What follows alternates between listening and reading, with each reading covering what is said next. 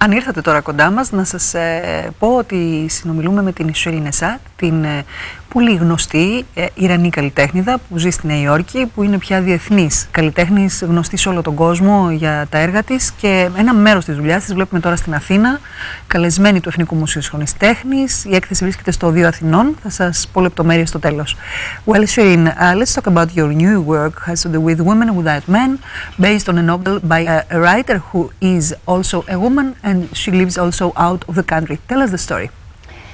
Well, I had known this book for many years. It's a very well-known novel, and she is perhaps one of the 5 foremost important living woman artists. And this was one of her masterpieces, a very difficult one because Shirin Neshat. Shirin Neshat, and she was imprisoned for a number of times, once for 5 years, partially because of this novel. And I know that she was living in the US, and the book is banned, and she had suffered mental illnesses, and I was very curious about her because I had developed an obsession with Iranian women writers. They had become very influential for me, very heroic, and partially because of their work and partially because who they are. And Shirin Neshat really fascinated me, and the more I read her books, I realized she works surrealistic, magic realism. I really like her imagination, and of course I love the way she focused on the woman, but she really went beyond just the subject of woman. But also I thought she was rare because her literature, although very much about Iran and often dealing with mythologies that belong to Islamic religion and Iranian culture, but her way of storytelling was very universal in a way. And also to say that just like my own work, where I have an interest in stories that are very much related to Iran and very political, I'm also very personal, and my stories are very emotional. So Woman Without Men has a foot in reality, very, very important moments of Iranian history. Summer of 1953 is the background of the novel, where we had a coup d'etat organized by the CIA with collaboration with the British to remove democratically elected Prime Minister Dr. Mossadegh, who worked under the Shah but had nationalized Iranian oil and was loved by the Iranian people. And this conspiracy, this coup d'etat, overthrew his government, which basically ended any idea of democracy for Iranian history and brought back the Shah. So while we're dealing with this in the background of the story, she has 5 amazing characters, women, who are also really suffering in some ways, and so all leaving to find an idea of freedom. So what I loved about this book was how it was parallel to my own work, was sort of operating between social reality and very philosophical and existential questions. So I took this as my project, and of course it's been 6 years in the making.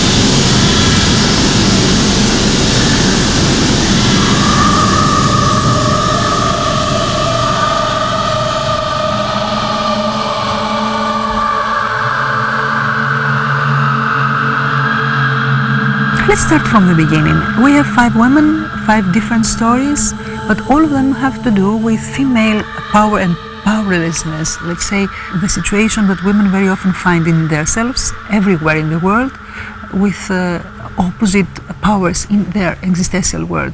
Will you tell us a few words about each one? Yes, of course, the choice of the characters, and I think is the author, like how diverse they are in terms of the socioeconomic class, and how diverse they are in terms of what is their dilemma, what is their problem, and what is it their dreams and their wish in life.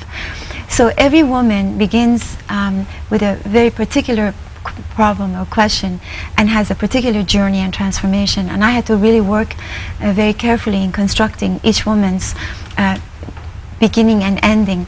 Now, the only thing I have to say that although each woman, it's completely different setup, what their problems, they have something in common, which is they all have this courage to do something about their problem. And so in some ways people think of this woman as victims, but in fact they are not. They are not victims because they have a problem and they go toward finding a solution. Mm-hmm. And now, for example, let's talk about Munis. This is a woman who is raised in an extremely religious, traditional family where they don't allow her the freedom of experience political activism.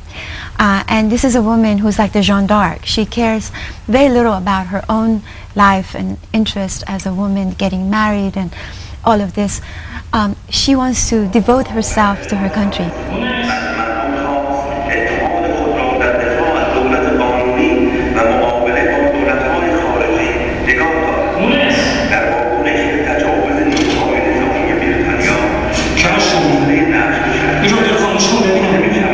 این چیه؟ هر روز چسبیدی به این رادیوی لامصب. پاشو ولی که به سر وضع خودت برس. امشب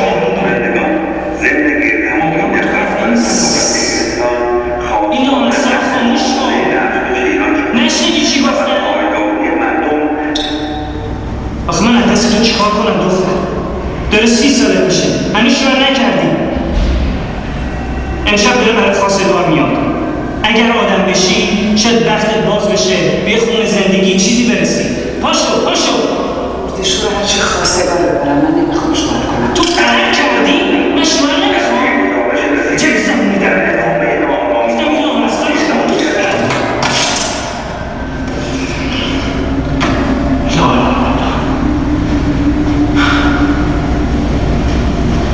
من دارم میرم سر کار. پا میشی؟ پس باید بشه اونجور بکنم. از خونه بری بیرون پا تو قلم میکنم. فهمیدی؟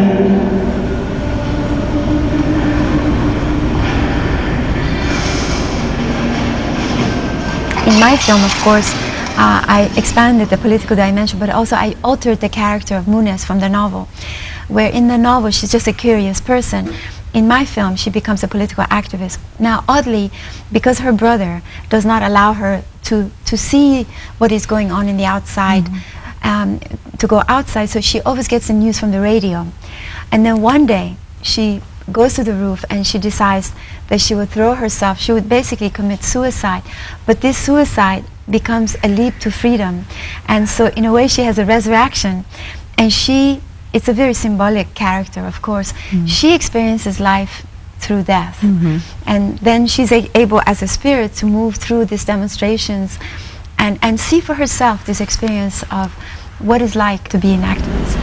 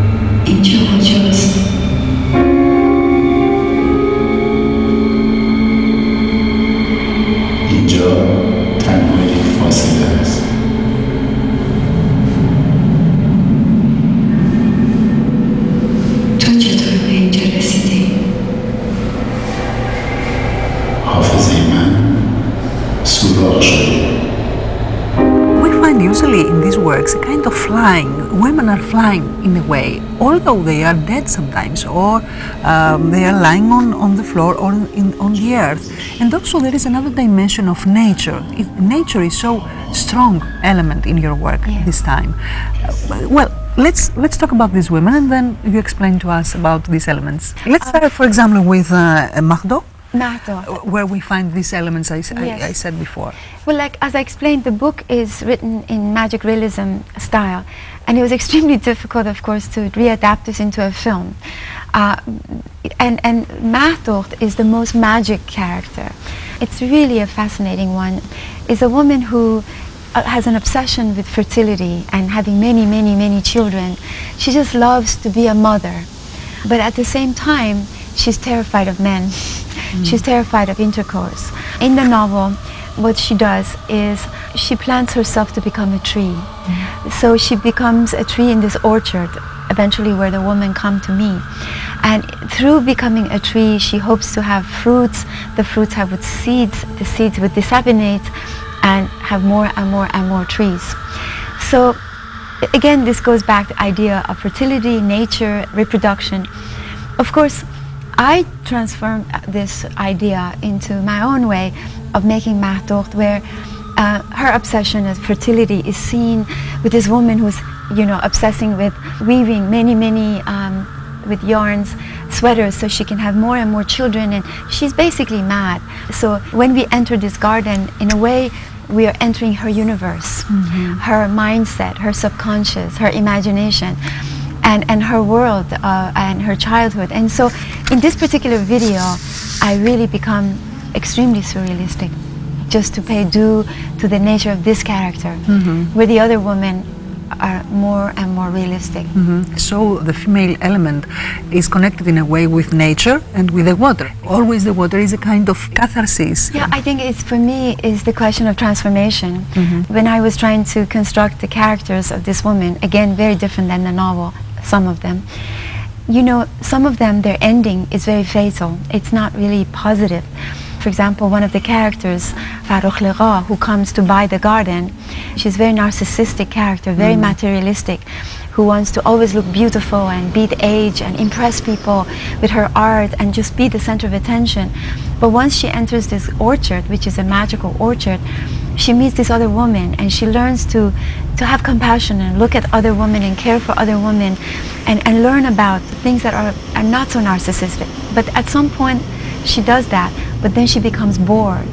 And of course, this orchard is very particular, and it's supposed to be kept secret, but she decides to open it up to her friends, to show it off.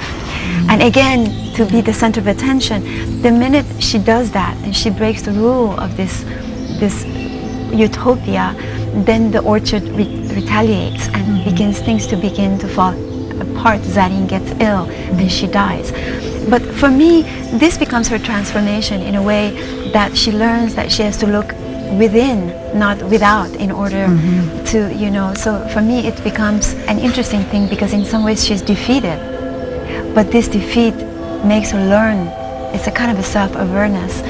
So this is the way we are shaping the fate of the woman, that even though it becomes tragic at times, it's a transformative experience. And what about the heroine with the anorexia, which is the most dramatical person in your work, I think? I think Zarine is one of my favorite characters, very much like the writer. It became very true to the novel.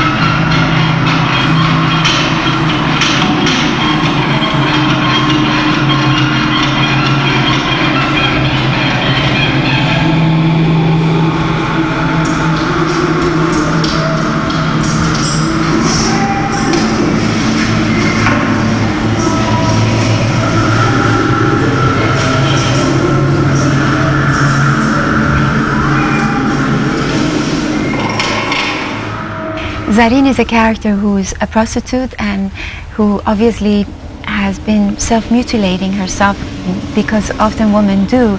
They in fact, they punish themselves because of the social stigma and taboo that surrounds the environment that they live. But oddly, in my work, in this film, Zarin ends up being the favorite of the gardener who is in the garden, who is a very angelic figure, and she becomes very saintly at the end. And this character resembles Mary Magdalene, the relationship of Jesus and Mary Magdalene, where ultimately he chooses her, the prostitute, as his favorite. And so in my film, oddly, she becomes a very sacrificial character that, although through her suffering and through the experience that she has, she's able to give the gift to the other woman of, sort of philosophical awakening. So at the end, she becomes the most sacred and the most integral with the garden. Eventually you'll see in my feature film. So I really, really like her. I think in a way her suffering, and it's like you said, tragedy, is turned the most positive, even though she dies at the end.